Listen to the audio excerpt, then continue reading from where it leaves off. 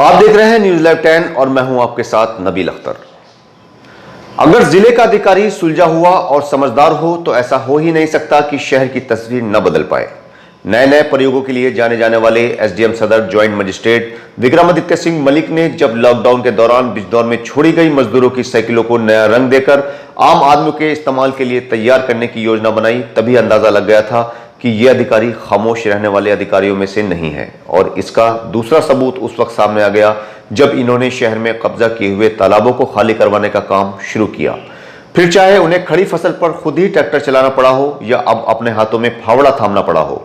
पूरा मामला सामने आया है मंडावर में, जहां पर चेयरपर्सन की मौत के बाद जब एसडीएम विक्रमादित्य सिंह मलिक को वहां का प्रशासक बनाया गया तो उन्होंने कलंदरी वाले तालाब की पानी की निकासी की समस्या के निस्तारण के लिए अपने हाथों में फावड़ा उठा लिया।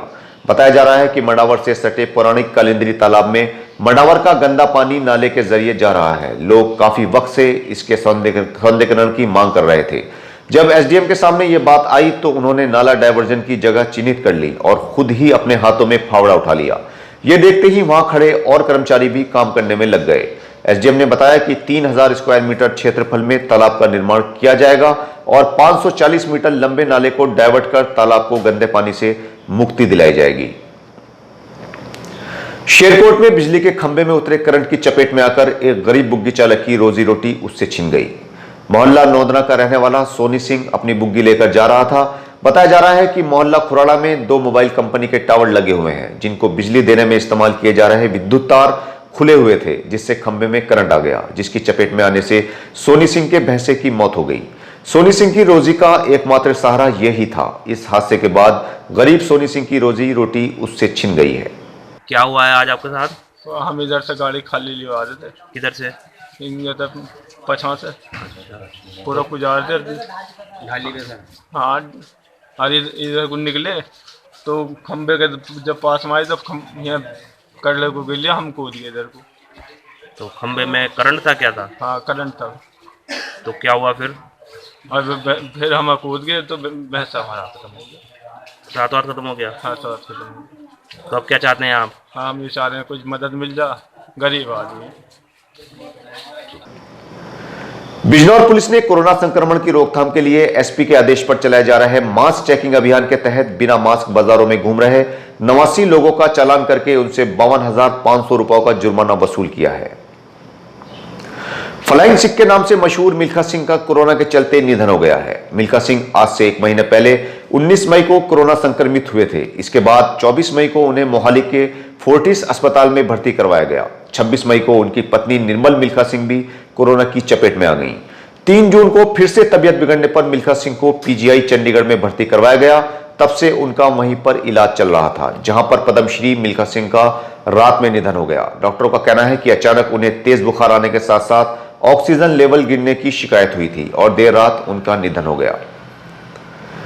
बिजनौर के गांव अहमदाबाद के रहने वाले प्रेमी युगल दीक्षित और शालू की मौत के बाद उनका पोस्टमार्टम करवाया गया है, जिसमें उनकी मौत पानी में डूबने की वजह से होना सामने आई है।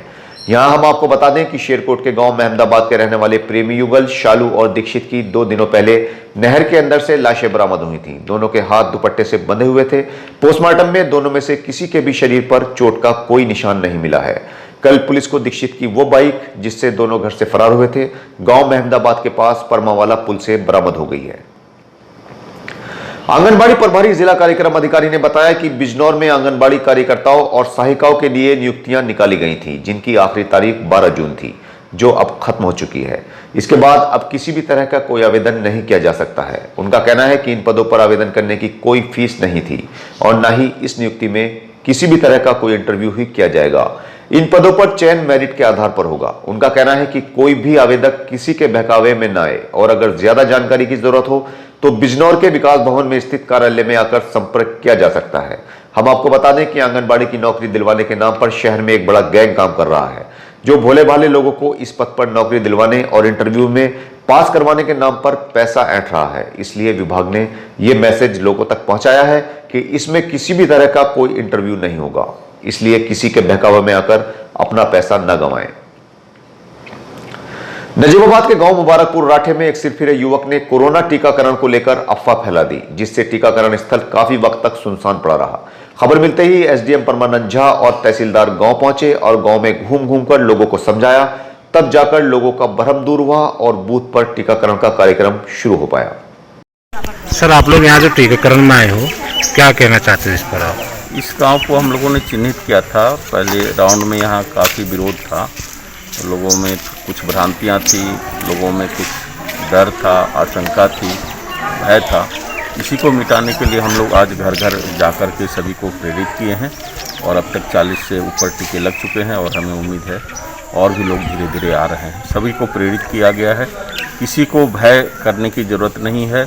मैं आपके माध्यम से पुनः कहना चाहूँगा कि इसमें न भय आशंका कुछ नहीं हो।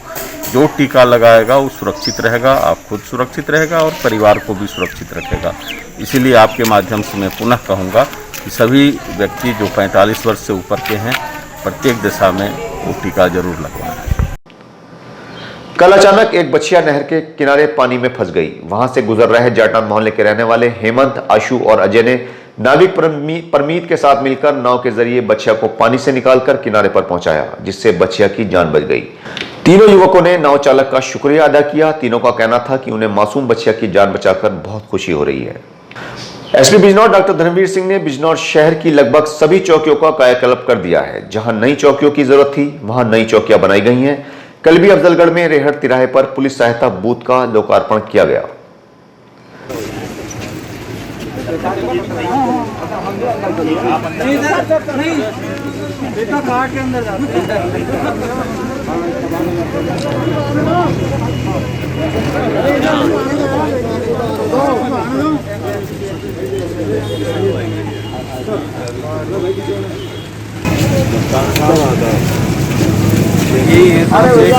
सबसे कब से ढूंढ रहा हूँ मैं साहब 2 मरतबा मैंने बताया था हमें नहीं अटेंडेंट ने टेलीफोन नंबर भी दिया उस वक्त राउंड पे था। आगे कर लो, ये तो है नंबर है बताइए। अफजलगढ़ तिराहे पर NH 74 पर एक पुलिस बूथ का लोकार्पण किया गया है, जहाँ पर परमानेंट इस कस्बे के व्यापारियों के लिए, लोगों की सुरक्षा के लिए कम से कम 2 सिपाही मौजूद रहेंगे। और उम्मीद करता हूँ कि इस बूथ से और यहाँ के पुलिस बल के तैनाती से लोगों में सुरक्षा का भाव पैदा होगा और पुलिस और जनता के बीच जो सामंजस्य और तालमेल और बेहतर से भी बेहतर होगा। चांदपुर पुलिस ने 2 अभियुक्तों को 40 लीटर कच्ची शराब और शराब बनाने के उपकरणों सहित गिरफ्तार किया है। पुलिस ने मौके से 500 लीटर लाहन भी नष्ट करवाया है। पुलिस को मौके से 2 अभियुक्त गोविंद निवासी गांव शाहपुर बसौड़ी चांदपुर और टीकम उर्फ टिल्लू निवासी गांव घनसूरपुर चांदपुर मिले हैं। दोनों को जेल भेज दिया गया है। नूरपुर पुलिस ने थाला शिवाला कला पर पंजीकृत मुकदमा धारा 3(1) गैंगस्टर के वांछित चल रहे गुड्डू कुमार निवासी गांव चांगीपुर नूरपुर को गिरफ्तार कर लिया है। नूरपुर पुलिस ने ही अभियुक्त आरिफ निवासी रवाना नूरपुर को धारा 3/8 गोवध अधिनियम और 11 पशु क्रूरता अधिनियम के तहत गिरफ्तार किया है।